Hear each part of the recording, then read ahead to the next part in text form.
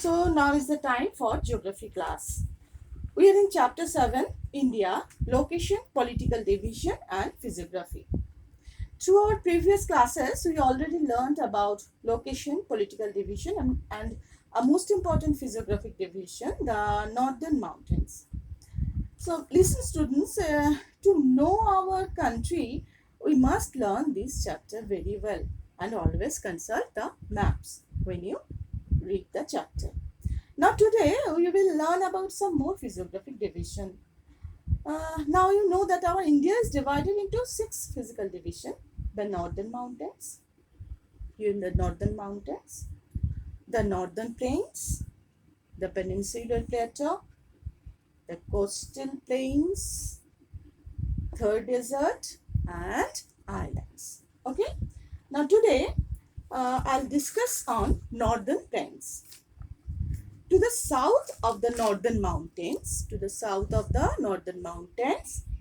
lies an extensive flat plain with an elevation of less than 300 meters above sea level.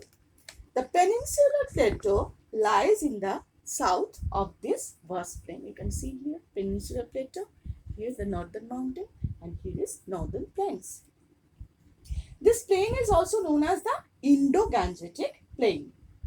Actually, it is made up of alluvium deposited by the rivers Indus, Ganga, Brahmaputra. River Indus, Ganga and Brahmaputra and their tributaries. This plain is extremely fertile and suitable for agriculture. This plain stretches for about 2,500 kilometers from Punjab and to east Brahmaputra Valley. It is Brahmaputra Valley, you can see. The plain comprises of 3 sections. The Indus plain, the Gangetic plain and the Brahmaputra Valley or Brahmaputra plain. Firstly, I am telling you about the Indus plain. Here. The Indus plain is drained by the Indus. You can see here the Indus, river Indus. Indus and its tributaries Jhelum, Chenab, Ravi, Satluj, etc. A major portion of this plain lies within Pakistan. You can see here is Pakistan. A major plain of this, a major part of this plain lies in Pakistan. A low watershed separates this plain from Gangetic plain. Here it is Gangetic plain. This green portion, a low watershed separates it. Now is the Ganga plain. The Ganga plain is the most extensive part of the northern plains and covers Uttar Pradesh, northern Madhya Pradesh, Bihar and West Bengal. This part is drained by the Ganga and its tributaries Yamuna, Ghagra, Gondok and Koshi. Here Son and Damodar too.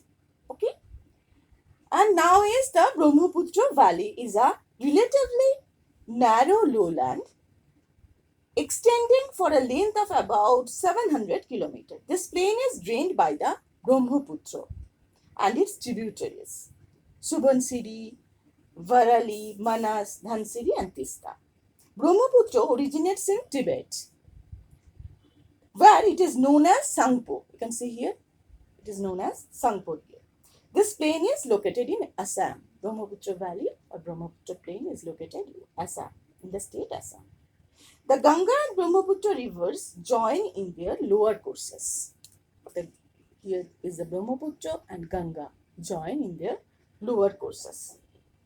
These two rivers together form the largest delta in the world. You can see here.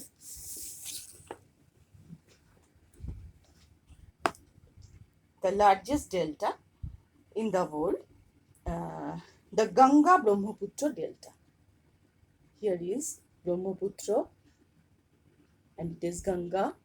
These two river joins here in Bangladesh and it is the largest delta of the world. Okay. It It is also called as the Sundarban Delta. A major part of it lies in Bangladesh. You can see a major part of it lies in Bangladesh. It is the Ganga Brahmaputra Delta. The Brahmaputra River joins the Ganga and the combined river flows through Bangladesh as Padma. Okay, it is here Brahmaputra and Ganga. And now is the Peninsular Plateau. I'm showing you a map here. Peninsular Plateau. To the south of the northern plain lies the oldest here. It is the oldest landmass of the Indian subcontinent, the Peninsular Plateau. It has a triangular shape. You can see here it has a triangular shape. Okay, and it covers nearly half of the area of India. It is made up of hard igneous and metamorphic rocks. The plateau is divided into two major divisions. The Malwa Plateau lies to the northwest here. The Malwa Plateau. Okay. Malwa Plateau, you can see here. It lies to the northwest, and the Deccan Plateau. It is Deccan Plateau. Okay. The Deccan Plateau is in the south. The Vindhya range forms the boundary between them. You can see here Vindhya range. It is Vindhya range. The Malwa Plateau is bounded by the Aravalli range. Here it is Aravalli range in the northwest and the Vindhyas in the south. So it is Malwa Plateau. The extensions of this plateau are called as Bundelkhand and Baghelkhand in southern Uttar Pradesh. Here it is called as Bundelkhand and Baghelkhand. And Chota Nagpur in Jharkhand. Chota Nagpur Plateau, you can see here. Chota Nagpur in Jharkhand. And the Aravalli range, you know, is the oldest range of one of the oldest mountain ranges of the world. All the rivers that rise in this plateau are Chambal, you can see Chambal, Son, Betwa, etc. It join either the Ganga or the Yamuna. Towards the south of the Vindhya lies the Deccan Plateau. This is large Deccan Plateau. It is bounded in the north by the Satpura range. It is Satpura range. And Mahadev Hills, Maikala Hills, and here it is another hills. It is called Kaimur Hills. It is not stated here, but here it is Kaimur. In the south, it extends up to the tip of the peninsula. The hills bordering the western edge of this triangular plateau are collectively called the Western Ghats. This range is called as Western Ghat. Okay, and these steep slopes ranges are called the Sahyadri in the north. In the north, it is called as Sahyadri. And the Nilgiri, Anaimalai, and here it is Nilgiri, Anaimalai, and the Cardamom Hills in the south. Anaimudi is the Anaimudi, you can see here, yes, Anaimudi, yes. Anaimudi Hills is the highest peak in the Western Ghats. Anaimudi, it is 2695 meters, 2695 meters. The hills that form the eastern edge of the Deccan Plateau, it is not a continuous. It is breaking lines here and here. It is the eastern edge. It is collectively called as Eastern Ghat. You can see it is called as Eastern Ghat. Okay. The converge with the Western Ghat and Eastern Ghat, they meet together at Nilgiri Hills. Here it is a Sosal-like hills. Popularly, Nilgiri Hills is called as the Blue Mountains. The northwestern part of the Deccan Plateau, covering Maharashtra and parts of Gujarat and Madhya Pradesh, is called the Deccan Tract. Here, Maharashtra and parts of Gujarat and Madhya Pradesh. Here it is called as Deccan Tract. This region is made up of sheets of lava which had oozed out from the huge cracks in the earth's surface. millions of years ago it happens, and the lava sheet forms like features. Sorry, step-like features.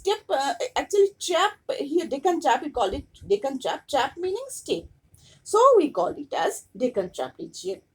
There are many flat-topped hills in this area. And Deccan Plateau, this vast area, is drained by many rivers. East-flowing rivers originate in the Western Ghats. East-flowing rivers, you can see here, Mahanadi, it is Godavari, and Krishna and Kaveri. All sources are here in Western Ghats, and they flow eastwards. Um, and among them, Godavari is the largest and also called as Dakshina Ganga. You can see here, Godavari is the largest. From here to here, it stretches from its source is here in Western Ghat, and its mouth is in Bay of Bengal. So it is a long. Okay. So the other major rivers are Mahanadi, Krishna, and Kaveri. They all have built deltas near the coast. You can see here, deltas near the coast. Narmada and Tapi, here, Narmada and Tapi are two long west-flowing rivers. They are two major west-flowing rivers, Narmada and Tapi, which flow into the Arabian Sea. You can see here. Narmada River flows in a narrow rift valley between the Vindhya and Satpura. Narmada here, Vindhya, and between Vindhya and Satpura, Narmada. Flow in a narrow rift valley between the Vindhya and Satpura range and flow into Arabian Sea. The Tapi River flows south of Satpura. You can see here, it is Tapi River, south of Satpura. None of these rivers make deltas, but they have estuaries. Okay. So these are the two major parts we discussed about today, and in our next class I'll discuss about the other three parts. Okay, the coastal regions and the islands and third deserts. Okay, so this much for to discuss, and till our next class, bye.